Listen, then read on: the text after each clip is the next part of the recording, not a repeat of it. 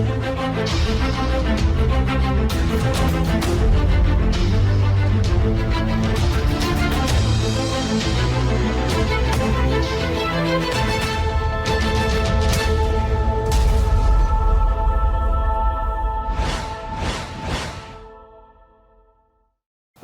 hi, we're here today. It's September 20th, 2023. We're here with Professor Chen of the Chemical Engineering Department of CCNY. And Xi, thank you very much for spending time with us and sharing with us some of your life experiences and something about your work. So tell us a little bit about your journey on how you got to here to be a professor here at CCNY. Sure. So I was trained as a mechanical engineer when I was an undergrad. Actually, I got my undergrad from China, and then before I came to US, I like mechanical engineer, and then also during that time I'm pretty good at instrumentation. I was working on navigation during that time, and then after I came to US, I switched to material science. Nanomaterials for my PhD. During my PhD, I was working on ceramics, piezoelectric nanomaterials, and then after my PhD, I was a little bit tired about the stuff I was working on, and then I switched to biology. Wow. And then right now I'm back to engineering school again. So the reason why I came to CCNY is there's several reasons. So during my postdoc period at Columbia University, during that time I was in biology department, and then I would say we were really lucky. We discovered a new kinds of material. It's called we call it water responsive material. So the material can swell and shrink in response to humidity changes. It's just like our hair, right? So can swell and shrink when the humidity changes. And then the differently is the material is really powerful, right? So when they undergo this kind of shape changing, and then by using the material, right? So we invented the first engine that can directly convert the natural evaporation into mechanical motions. And so this is a brand new. We actually during that time there's a brand new renewable energy technique, right? So I want to keep working on that. And initially I was trying to start a company, get some VC fund, but unfortunately because the technique is too early, right? So it's a little bit. It's very challenging to get a VC fund at that early stage, and then also there are lots of fundamental questions we would like to answer during that time.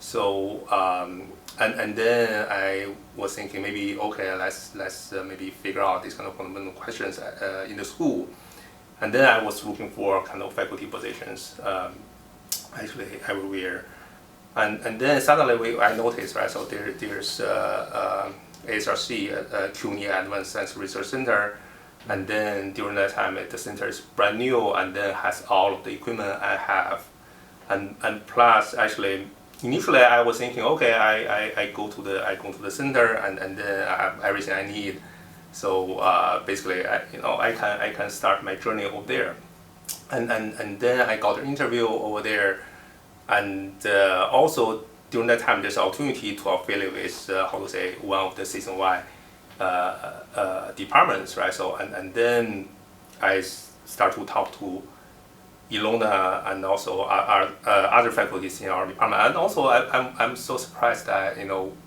actually this department also, the people has expertise that actually we need, right? So to develop our technique.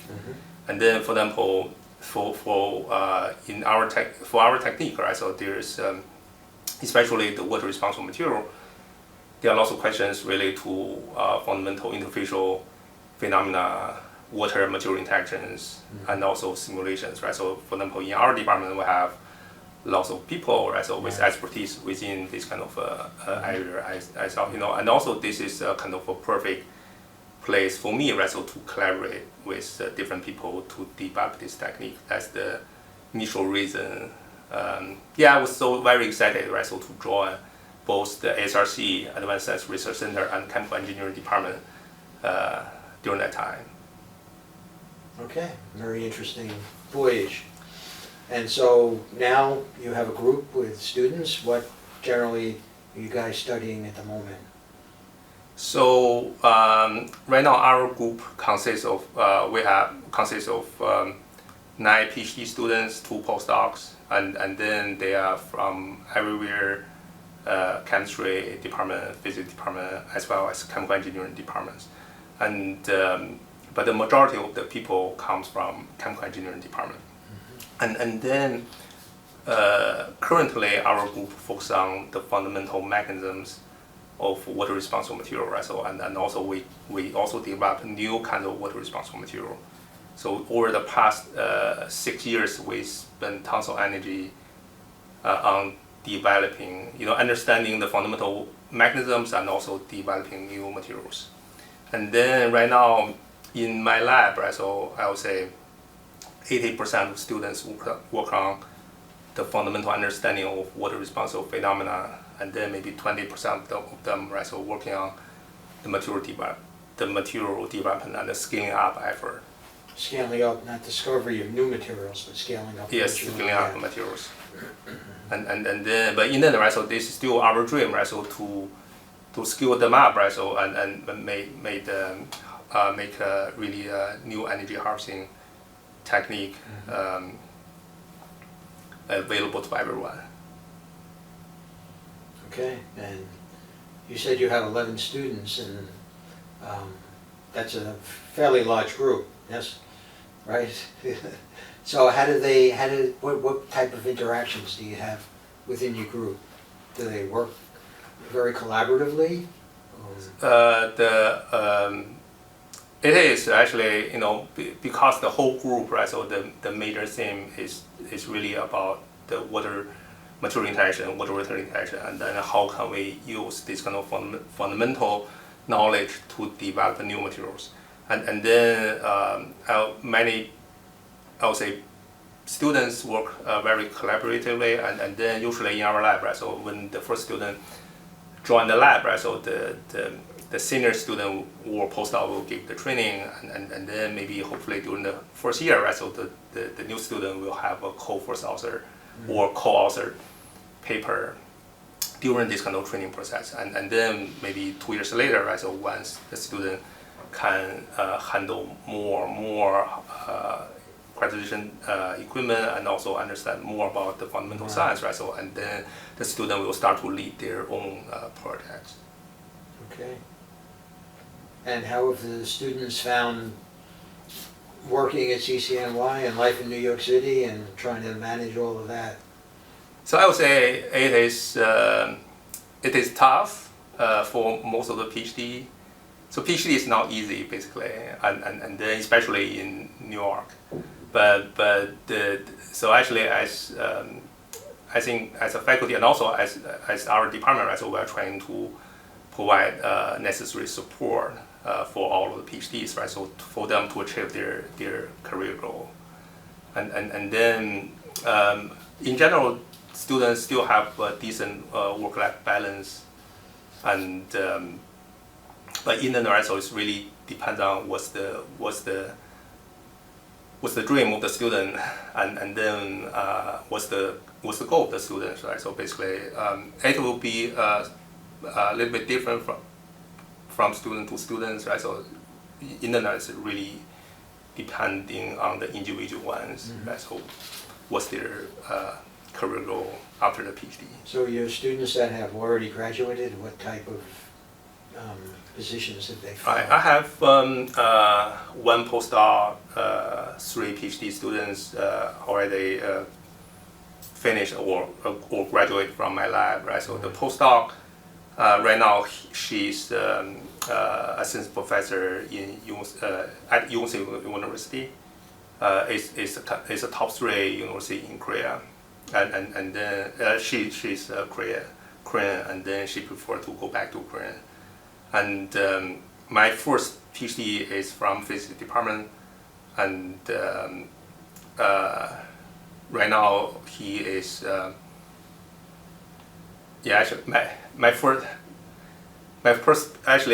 PhD is a chemistry student from the graduate center, and then actually she within 3 years she published first author Nature material paper, and then she graduated pretty fast, and right after the graduation she got a job in, I think, Lauder, the company, and then I think recently last year she moved to another company, BioAdvisor, and then my second student, actually they joined pretty similar time. My second student is from physics department, and after the PhD he went to Stanford as a postdoc. Right now he's a postdoc at Stanford. Okay. And my first chemical engineering student is Alan Liu. So right now he works with IBM and Micronics Research Center. So there's a pretty big research center between IBM and Micronics, and he's working on semiconductor research over there right now. So the background that they get from working in your lab seems to be very amenable to being applied to different areas in industry. Yeah, but I think as a PhD, right, so we spend lots of time working on fundamental science, right? Yeah. So basically, in the right, I think it doesn't matter what's the field, what people working on, right? So basically, the company need people who can solve the problem, right? So actually, yes. The PhD is really how to say the right kind of person, right? So they need to solve their problems, and also during the training, right? So we also try to emphasize the problem solving skill over the 5 years, and hopefully, when they approaching graduation, right? So they can. Yeah, they can develop their own vision. Mm-hmm. And are there any people in your group that are leaning towards an academic future? Or you think most of them want to?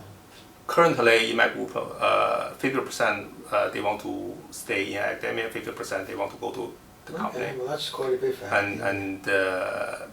So it's not, again, right, so academia is not easy. No. And it will take a long time, and sometimes depends on how lucky you are. So they generally need to do postdoc also. Yes, and then practically maybe in the right, so I would say maybe 80-70% people will eventually go to industry, and 30%, 20 to 30 may stay in academia. Okay, good. So if I were a young student, a graduate student, or an undergraduate, and I was thinking of possibly coming to CCNY, to the chemical engineering department, and maybe I was even thinking of potentially working with you for my PhD, what advice would you like to give me? So I think, so first of all, the PhD journey is not easy, right? So it's at least 5 years, and then how to say,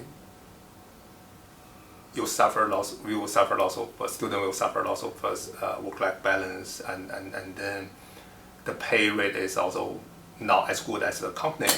So basically, I think the first advice is that the student is better to how to say understand more about what we are doing, and then see whether he or she really likes it or not.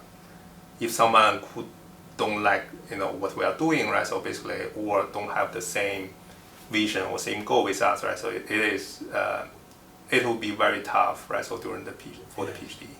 So it's a lot of what you're saying, paraphrasing. It's a lot of effort required, and the payback, which is often 40 years of a very interesting career, takes 5 years or so to realize, to get to that payback. Yes. So there's some sacrifice. Yes, and yeah, exactly. And Yeah, most of us have gone through that period. yeah, that's true. And I think most of us feel like it was well worth it because we're trained in a way that, we wouldn't have been. And we can do things that we wouldn't have been able to do if we didn't have that kind of training. Right, I agree. And then I also think, right, so it doesn't matter what the research is about. That's right. And then it's all about what kind of problem solving skill students learn during the PhD. Yeah, exactly. That's a really good point. And then, to me, I also hope, right, so my students can have their own vision when they graduate. They can decide, right, so which is good, which is not. Okay. Okay. Yes. Well, that's very good, Ji. Thank you for joining us today. Appreciate it. And I hope some students will see this and feel motivated. Thank you. Thank you. Okay. Really, really appreciate it.